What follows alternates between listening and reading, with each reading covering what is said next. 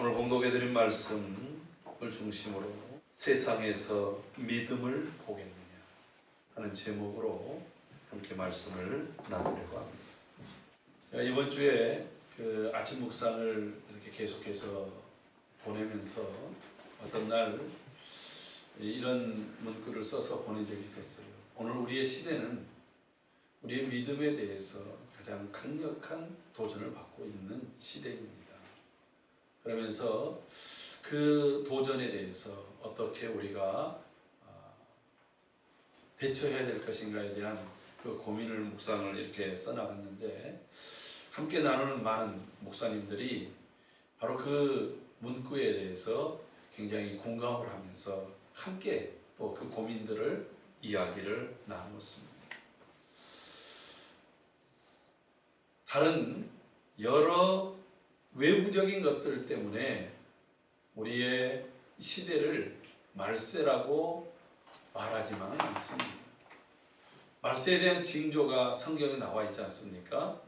곳곳에서 지진과 기근과 또 여러 자연재해들, 해일, 지금 더웠던 곳이 막 그냥 폭설이 내리고, 그리고 또 추웠던 곳이 막 온도가 상승하고, 그래서 해수면이 막 급상승해서 육지가 바다로 바뀌어져 버린 곳들이 적지 않게 많이 있습니다. 이런 자연적 현상을 보면서 주님이 말씀하셨던 그 마지막 때의 징조가 아닌가, 이렇게 생각들을 하기도 합니다. 예전에도 물론 그런 자연적 재해들이 있었죠. 그런데 지금은 그 자연적인 재해들의 규모도 과거와는 비교할 수 없을 정도로 커지고, 그 주기가 굉장히 점점 짧아지고 있다라고 하는 것이죠. 전염병들도 마찬가지입니다. 뿐만 아니라 마태복음 24장에서 나와 있는 것처럼 말세의 징조 중에 큰 것이 곳곳에서 각 나라, 또 우리나라 특별히 말할 것도 없이 많은 이단들이 더 기승을 하고 더 적극적으로 활동하는 시기가 바로 마지막 시대의 특징이라고 하는 것이죠. 그런 이런 징조들 때문에 마지막 시대라고만 말하지 않는다는 것이죠. 마지막 시대에 정말로 우리로 하여금 더 안타깝게 하는 것은 무엇이냐면, 수많은 사람들, 디모데후서 3장 1절부터 보면 마지막 때를 고통하는 때라고 얘기합니다. 그때의 사람들이 특징이 무엇이냐면 우리의 믿음과 신앙이 변질되어진다는 것이죠. 아까 우리가 찬양했지 않습니까? 세상이 흔들리고 사람들이 변합니다. 믿음이 흔들리고 사람들이 주를 떠나는 시대가 바로 마지막 시대의 특징입니다. 히브리서 12장 26절에도 이렇게 말씀합니다. 그때에는 그 소리가 땅을 진동하겠거니와 이제는 약속하여 이르시되 내가 또 한 번 땅만 아니라 하늘도 진동하리라 하였다. 한마디로 얘기하면 경천동지할 만한 일들이 곳곳에서 일어나는 것이 마지막 시대의 특징이라고 하는 것입니다. 그래서 이 마지막 때가 되면 사람들이 두려움, 불안, 갖가지의 이러한 심리들 때문에 자기의 두려움을 스스로 해결해 보기 위해서, 자기의 불안을 스스로 안정감을 가져보기 위해서 스스로 뭔가를 찾는다라고 하는 거예요.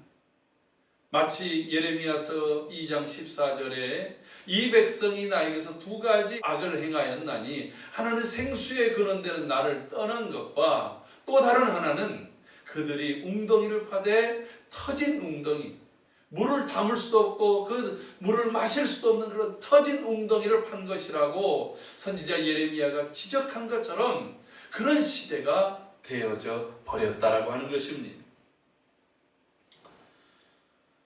그럼 디모데전서 2장 19절과 20절에 보면 이런 말씀이 있습니다. 믿음과 착한 양심을 가지라. 어떤 이들은 이 양심을 버렸고 그 믿음에 관하여는 파선하였느니라. 사도 바울이 디모데에게 경고하고 권면한 얘기입니다. 마지막 때 사람들이 믿음이 파선했다는 거예요. 믿음과 양심을 버렸다라고 하는 것입니다. 그 중에 대표적인 사람이 호메네오라는 사람을 이야기합니다. 아마도 자세한 얘기는 나오지 않지만 평소에 교회 안에서 그는 믿음이 있는 것처럼, 신앙이 좋은 것처럼 사람들에게 이야기했을 것입니다. 행동했을 것입니다. 그런데 교회에 시련이 오고 어려움이 왔을 때 그는 늘 본인이 얘기했던 것을 버립니다. 오늘 우리 시대의 많은 정치 지도자들, 많은 또 각계의 지도자들이 지탄을 받는 이유가 무엇입니까?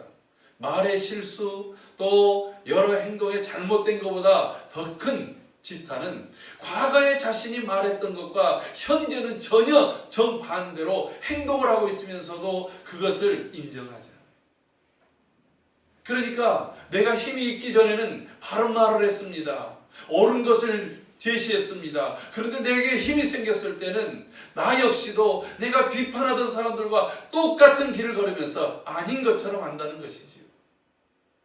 믿음의 사람들이 마찬가지. 평소에 믿음에서, 성경에서 말하는 믿음에 대해서 얘기합니다. 믿음으로 이렇게 살아야 된다, 그렇게 사는 모습처럼 보여지기도 합니다. 그런데 정작 어려움이 오고 환란이 오고 역경이 왔을 때에 어느 순간에 돌변해 버립니다. 자신의 이해 충돌, 자신의 이익과 반하는 일이 생겼을 때는 믿음을 따르고 진리를 따르기보다는 이익을 쫓아가는 그러한 사람들이 너무나도 많다라고 하는 것입니다. 디모데전서 4장 1절에도 계속해서 이렇게 말합니다. 그러므로 성령이 밝히 말씀하시기를 후일에 어떤 사람들이 믿음에서 떠나 미혹하는 영과 귀신의 가르침을 따르리라. 왜 그렇습니까? 그것이 더 나에게 이득처럼, 내가 믿음으로 살아가는 것이 나에게 손해가 되고 나에게 어려움이 되고 나에게 고통스럽게 보여지기 때문에 그것을 버린다는 거예요. 지금은 세상이 흔들리고 있습니다. 과거의 질서, 과거의 진리, 그것은 옛날 저 박물관에다가 보관해야 될 것들로 여겨버리고 맙니다. 그러나 여러분, 진리라고 하는 것, 믿음이라고 하는 것은 변하면 그게 진리입니까? 바뀌어버리면 그것이 믿음입니까? 이 세상이 끝이 난다 할지라도 바뀌지 않는 진리, 바뀌지 않는 믿음을 소유하는 저와 여러분들이 되기를 주의 이름으로 축복합니다. 그럼에도 불구하고 많은 사람들이 믿음에서 무너집니다. 디모데후서 2장 18절 말씀, 진리에 관하여는 그들이 그릇되었도다. 부활이 이미 지나갔다고 하므로 어떤 사람들의 믿음을 무너뜨립니다. 여러분, 우리 기독교의 특징이 무엇입니까? 우리에게는 고난이 없는 게 아니에요. 무조건 승승장구하고 잘 되는 것이 아닙니다. 하나님의 은혜로 보호도 받고 잘 될 때도 있습니다. 그러나 우리의 인생에는 고난도 있고 역경도 있고 엄청난 환란도 있을 수 있지만, 그럼에도 불구하고 우리가 변하지 않는 것은 우리에게는 예수 그리스도의 부활의 능력이 있기 때문에 그렇습니다. 모든 죄의 권세, 율법과 죄의 권세, 사망의 권세를 깨뜨리시고 이기신 예수 그리스도의 승리의 부활이 우리에게 있다라고 하는 거예요. 이 부활의 신앙 때문에 때로는 우리의 삶 가운데 어떠한 역경과 고난이 온다 할지라도 굴하지 않고 소망을 가지고 인내하고 이 믿음을 가지고 살아가는 그러한 삶이 되어지는 이유가 바로 이 부활의 역사적 사실 때문에 그런 거예요. 그런데 내 눈앞에 환란이 오고 내 눈앞에 고난이 오니까 많은 사람들이 이 부활에 대해서, 이미 부활은 지나갔다, 부활은 신하다 이렇게 말합니다. 부활은 제자들의 착각이었다고 말합니다. 부활은 사람들이 만들어낸 또 하나는 허구라고 말합니다. 여러분, 주님이 일으키신, 하나님께서 일으키신 예수 그리스도의 이 부활, 고린도전서 15장에서 그래서 목숨을 걸고 부활을 증언하는 사람들의 그 이야기는 그 무엇으로도 바꿀 수 없는 그러한 진리라고 하는 것을 우리는 믿습니다.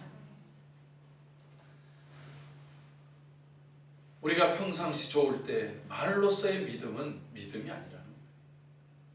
어떤 삶에도 끝까지 변치 않고, 우리 지난주에 믿음이라는 것이 무엇이라고 얘기했습니까? 믿음은 우리의 믿음의 대상이신 하나님, 우리 주 예수 그리스도에 대한 첫째가 신뢰라고 했어요. 신뢰. 하나님의 말씀, 하나님의 존재에 대한 신뢰, 믿습니다. 신뢰입니다. 나는 주님을 의지합니다. 내 모든 삶을 그래서 주님께 맡깁니다. 뿐만 아니라 나는 그 믿음에 대해서 결코 변치 않습니다. 바뀌어지지 않습니다. 이것을 굳게 붙잡는 것을 우리는 믿음이라고 그랬습니다. 그런데 상황 따라서, 형편 따라서, 사람들의 감정과 기분에 따라서 바뀌어버리고, 그리고 또한 그것이 전혀 드러나지 않는다고 한다면 그것은 죽은 믿음이라고 야고보서 2장 17절에서 말씀합니다. 여러분, 우리의 삶 속에서 믿음이 있다라고 하는 것은 내가 믿는 대로 사는 것이에요. 오늘 우리 귀한 현 집사님이 저를 위해서 이렇게 기도했어요. 하나님께서 주신 그 은혜조차서 하나님이 주신 신념대로, 믿음대로 살아가도록. 여러분, 이게 얼마나 귀한 일이에요. 내게 주신 그 믿음대로, 그 믿음과 내 삶이 일치가 되고 내 믿음과 내 행동이 하나 되어지고 그것이 변치 않는다라고 한다면 그것은 정말 하나님께서 기뻐하는 믿음인 줄로 믿습니다. 그런데 문제는 오늘 주님이 이렇게 말합니다. 그러나 인자가 올 때에, 인자가 다시 이 땅에 올 때 세상에서 믿음을 보겠느냐. 여러분, 우리가 이 본문은 기도에 대한 가르침 속에 있습니다.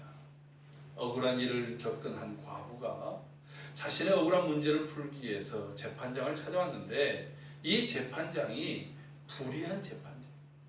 여러분, 재판장에게 있어서는 늘 항상 이 저울추가 공평해야 되지 않습니까? 부자라고 해서 키우고 가난하다고 해서 그를 경하게 여겨서도 안 돼요. 힘이 있다고 해서 그쪽으로 기울고 힘이 없다고 해서 그쪽을 무시해서는 안 되는 거예요. 그래서 그 법원에 가면 그 한 여인이 이렇게 저울추를 들고 있는 그 조각상이 있잖아요. 왜 그렇습니까? 그 원래 조각상의 그 여인에게는 눈이 가려져 있대. 이 사람이 힘이 있는지, 돈이 있는지, 외모가 멋있는지 그런 외적인 것을 보지 않고 법에 있는 판결대로, 법에 있는 대로 판결한다는 거예요. 그들의 모든 얘기를 듣고 법에 따라서 이것이 불의한가 불의하지 않는가를 정확하게 판단한 것이 이게 법원이에요. 그래서 법원을 가르쳐서 최후의 양심의 보루라고 얘기를 합니다. 그 사회의 마지막 판결하는 것이 법원이기 때문에 그래요. 그런데 요즘에 많은 사람들이 그것에 대해서 우려를 합니다. 어떤 정치적인 편향에 따라서, 내가 가지고 있는 이념에 따라서 판결들이 뒤집힌다고 한다면, 과거에는 유전무죄, 무전유죄라고 하는 돈에 따라서, 권력에 따라서 판결이 뒤집히는 거예요. 우리가 얼마 전에도 20년 동안 억울한 그 여학생을 간통하고 그리고 살해했다라고 하는 그런 누명을 쓰고 감옥에 있다가 나온 사람, 나중에 그 진범이 자신이 그 일을 했다고 말함으로 인해서 그가 억울한 징역살해했던 것이 세상에 드러났어요. 만약 그가 얘기하지 않았다고 한다면 여전히 그는 가장 파렴치한 살인자요 강간범으로 남아있을 것입니다. 여러분, 그는 계속해서 자신은 억울합니다. 그는 다리를 절기 때문에 높은 담을 넘을 수도 없습니다. 사람들에게 그 당시에 이 사람은 그럴 사람이 아니라고 얘기를 해도 경찰들은, 그리고 검사, 그리고 또 법원에서 판사들은 그를 중죄인으로 여겨서 그렇게 오랜 동안 영어의 몸으로 억울한 옥살이를 해야 됐던 것이지. 여러분, 이렇게 불의한 재판관이 있었습니다. 그런데 문제는 자신의 문제를 판결해 줄 사람은 재판관밖에 없는 거예요. 그 재판관을 찾아갑니다. 들은 척도 않습니다. 문 밖에서 쫓아냅니다. 여러분, 그녀가 이 문제를 해결할 수 있는 것은 그 누구도 없습니다. 왜요? 그는 가난합니다. 과부입니다. 집안도 없습니다. 누구도 보호해 줄 사람이 없었기 때문에 그렇습니다. 그래서 그녀는 계속해서 포기하지 않고 재판관을 찾아갑니다. 아마도 밤에도 찾아가고 새벽에도 찾아가고, 아무튼 재판관이 있는 곳마다 그는 1인 시위를 했을지도 모릅니다. 문을 두드렸을지도 모릅니다. 온갖 모욕을 당하고 때로는 밀침을 당한다 할지라도 그는 포기하지 않고 얘기합니다. 여러분, 그 재판관이 뭐라고 얘기합니까?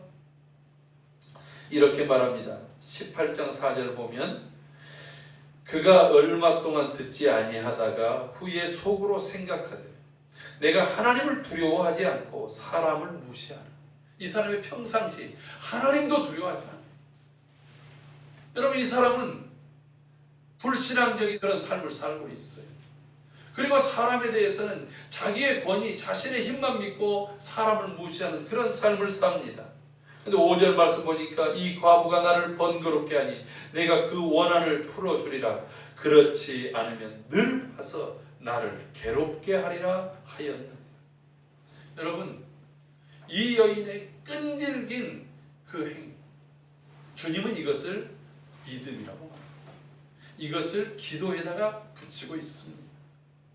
왜요? 자기의 문제를 해결해 줄 사람은 이 사람밖에, 이 제도 안에서 이 사람밖에 없는데, 이 사람이 마땅히 해야 될 일을 안 하니까 거기에 끈기 있게 간 거예요. 포기하지 않는 거예요. 여러분, 기도는 이렇게 포기하지 않고 낙심하지 않고 끝까지 하는 것이다 하는 것을 주님이 가르쳐 준 것입니다.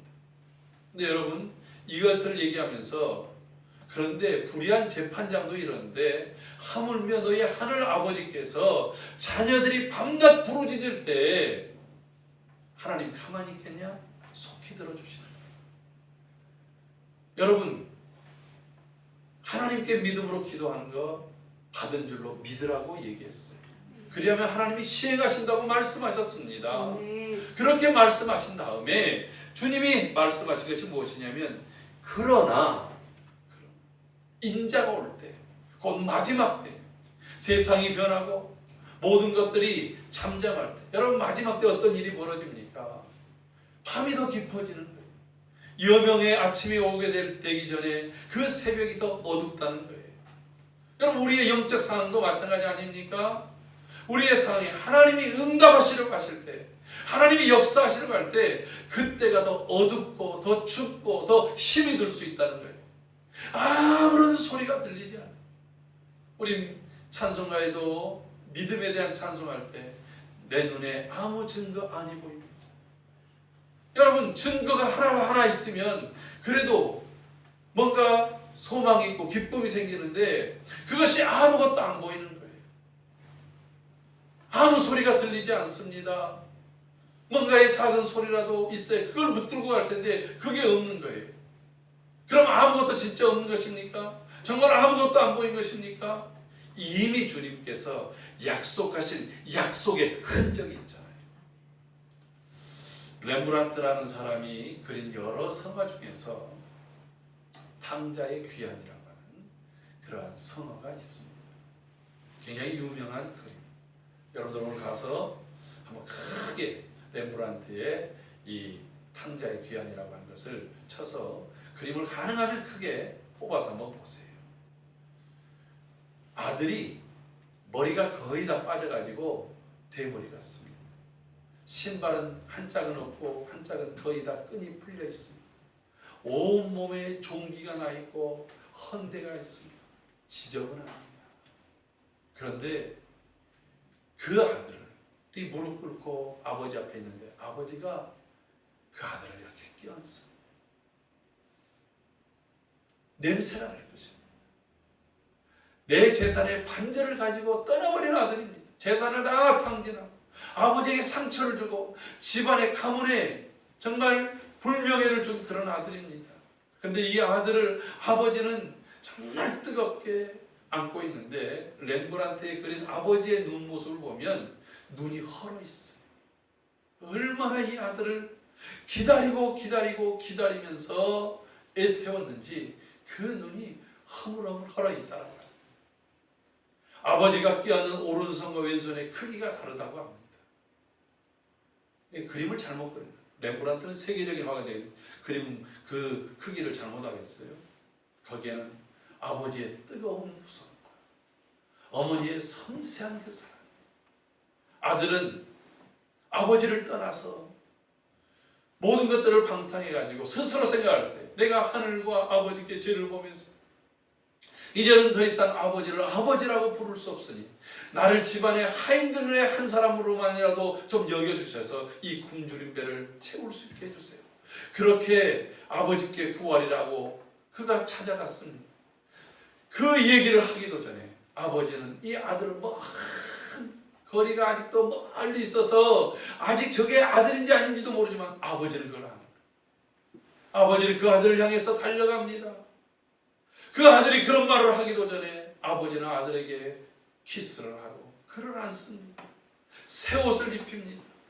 그리고 목욕을 시키고 다시 손에다가 금반지를 끼우고 그리고 그 아들을 위해서 잔치를 베풉니다. 그런 아버지, 아들은 아버지의 부성애가 너무나도 무섭습니다. 그런데 작은 한 손은 그 어머니의 섬세함으로 그를 안고 있다고 하는 것이죠. 그 옆에 있는 형은 아주 못마땅해 다가가지도 않아요. 아주 징계하듯이 증오의 눈초리로 쳐다봅니다. 그런데 이 탕자 둘째 아들에게 한 가지, 그 외모는 거의 다 머리가 벗겨져서 아버지보다 더 늙어 보이고 초라하고 아들인지조차도 모를 정도인데 딱 한 가지 그가 가지고 있는 것을 렘브란트는 표현하고 있어요. 허리춤에 작은 칼 하나가 있는 거예요. 그 집의 아들임을 상징하는 칼입니다. 다른 모든 것들은 팔아넘겼을지라도 그것만은 팔아넘기지 않는 거예요. 여러분, 바로 이것이 믿음인 것입니다. 내가 아버지의 아들입니다. 내가 아버지의 아들의 증표, 하나님이 우리에게 주신 약속의 증표, 이것을 믿는 그 믿음이, 그 약속의 증표가 이미 우리에게 주어졌다라고 하는 거예요. 하나님의 자녀에게 너희가 내게 부르짖으라. 그러면 내가 응답하겠고 내가 시행하리라고 하는 거예요. 내가 너희의 아버지다. 내가 너를 보배롭고 존귀하고 너를 사랑하였노라고 하시는 그 하나님의 약속의 증표를 성도들은 가지고 살아야 된다고 하는 것입니다. 그런데 어느 날 하나님이 말씀하지 않고요. 하나님께서 하나하나의 징조들을 보여주지 않고 있는 거예요. 어느 날 모든 것들이 그래서 사람들이 두려워서 변하는 거예요. 여러분 생각해 보세요. 구름 기둥과 불 기둥이 있고 매일 만나가 내리는 하나님의 증표가 있어도 모세가 40일 동안 시내산에 올라가 버렸을 때 보이지 않으니까, 늘 매일 자신들의 귀에다가 들려주는 그 말씀이 들리지 않으니까 사람들이 하는 일이 무엇입니까? 마음이 부패되고 마음이 변질돼서 그들이 가지고 있는 금고리들을 가지고서 우상, 금송아지를 만들지 않습니까? 불안하기 때문에, 두렵기 때문에 그렇습니다. 여러분, 코로나 이 팬데믹이 두렵지 않은 사람이 누가 있겠습니까? 제가 매주마다 이렇게 설문조사하는 게 있습니다. 근데 매주마다 월요일마다 똑같은 설문이 아니에요. 이 코로나 팬데믹에 대해서 어떻게 느껴지십니까? 매우 두려웁니다. 여러분, 매우 두려운 게 사실 아닙니까? 나는 전혀 두렵지 않습니다. 거리두기가 잠깐 줄어드니까 뉴스를 보니까 말이죠. 저 유명한 술집들 주변에 아주 아침 새벽 문 여는 시간대부터 젊은이들이 바글바글 있어요. 거리두기를 하지 않습니다. 술을 먹는데 어떻게 마스크 들었습니까? 거기서 뭐 노래하며 춤추지 말라고 하는데 서로 그냥 부벼댑니다. 그리고 또 그 다음에는 뭐 어디 이상한 대로 2차 3차 가지고 서로들 그냥 뭐 부킹이라고 하는 것들을 합니다. 여러분, 거기에 두려움이 있습니까? 정말 걸렸을 때는 그 폐가 그냥 다 깨진 것처럼 그런 아픔과 두려움을 겪음에도 불구하고 내게 닥쳐오지 않았다고 해서 두려워하지 않아요. 그것을 무시합니다. 이런 시대를 우리가 살고 있어요. 그게 더 두려운 거예요, 사실은. 근데 여러분, 우리 앞에 놓여져 있는 이런 불안, 두려움, 갖가지 것들이 우리 앞에 엄습해 올 때에 사람들은 마음이 바뀝니다. 이게 마지막 때의 특징입니다. 내가 잘 이해가 되지 않고 내가 내 느낌에, 내 생각에, 내 삶에 그런 흔적들이 없을 때 사람들은 흔들리고 바뀝니다. 지금이 그럴 때라고 하는 거예요. 이때 바뀌어서는 안 돼요. 여러분, 주님께서 오병이어의 기적을 행할 때 사람들은 바로 그 선지자다, 우리에게 메시아가 오셨다, 그를 억지로라도 왕으로 삼으려고 했습니다. 근데 주님께서 그들에게 내가 하늘에서 온 생명의 떡이다, 내 피를 먹고 내 살을 먹는 자가 영생을 얻는다, 주님께서 그들이 기대했던 것과 다른 얘기를 하시는 거예요.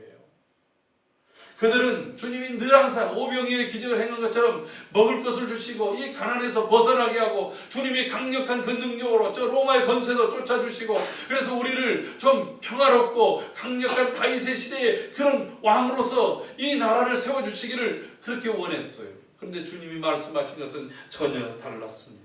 그때 사람들이 주님을 떠납니다. 요한복음 6장 16절부터 18절 말씀 보면 이런 말씀이 있습니다.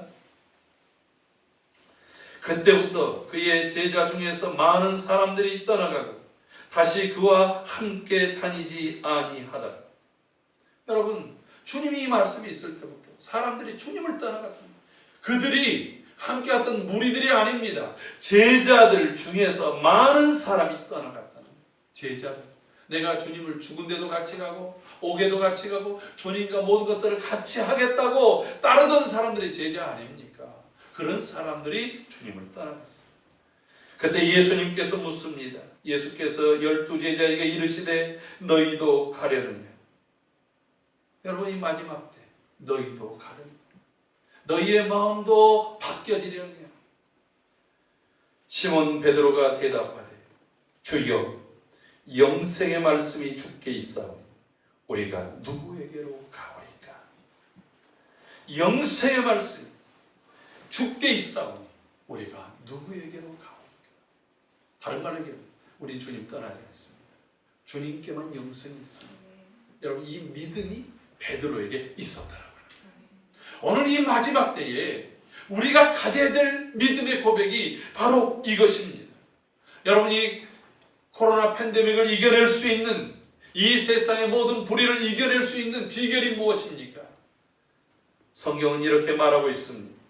요한일서 5장 4절, 무릇 하나님께로 난 자마다 세상을 이기느니라. 세상을 이기는 승리는 이것이니 우리의 믿음이니라. 여러분, 이 믿음, 하나님을 신뢰하는 것, 하나님만을 의지하는 것, 하나님의 말씀을 오직 하나님 말씀에다가 순종하며 변하지 않는 바로 그 믿음이 세상을 이기는 것이라고 하는 거예요. 분명히 히브리서 11장 믿음에 대한 얘기를 하면서 이런 얘기를 합니다. 36절 37절 보니까 또 어떤 이들은 조롱과 채찍질 뿐 아니라 결박과 옥에 갇히는 시련도 받았으니 돌로 치는 것과 톱으로 켜는 것과 시험과 칼에 죽임을 당하고 양과 염소의 가죽을 입고 유리하여 궁핍과 환난과 학대를 받았으니. 그리고 가로가 있어요. 이 가로는 좀 있다. 그들이 광야와 산과 동굴과 토굴에 유하였느니.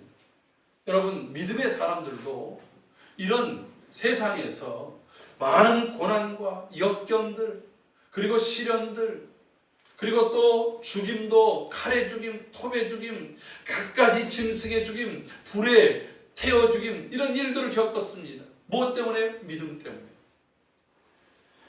이들은 광야, 산, 토굴, 동굴에 숨어 다니면서 살아야 했습니다. 갑바도기아라고 하는 그 터키 지역을 가봤더니 지하 동굴 속에 약 2만에서 3만 명이 그리스도인들이 살면서 그들의 신앙을 지키고 믿음을 지키면서 살았더랍니다.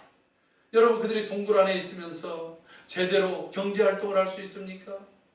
어려운 가운데서도 그들이 서로 사랑하고 순결하고 그리고 정직하게 살기 위해서 애썼던 거예요. 그런데 이런 이 믿음의 사람을, 거기 가로 속에 뭐라고 얘기하냐면 이런 사람은, 그 믿음으로 산 사람들이죠, 세상이 감당하지 못하요. 여러분, 믿음을 잃어버리면 세상은 교회를 무시합니다. 얕잡아 봅니다.